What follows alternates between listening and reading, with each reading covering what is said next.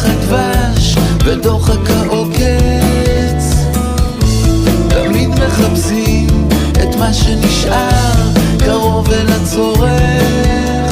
יכולנו להביט אל תוך האופק הבהיר ששם, השמיים מספרים סיפור קצר לעננים ולנשמה, השמיים משקיפים על האדם כשהוא קרוב לאדמה, השמיים מסלקים שני מלאכים ברוח שטות דיברו גבוהה, ולא הבינו באדם יש צד אפל וצד נורא.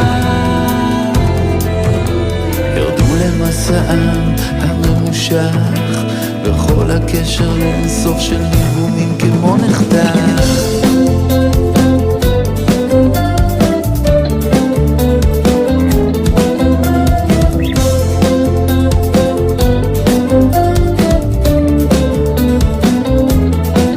יש בנו צד אפל וצד לא רע, קרוב כל כך מה שבא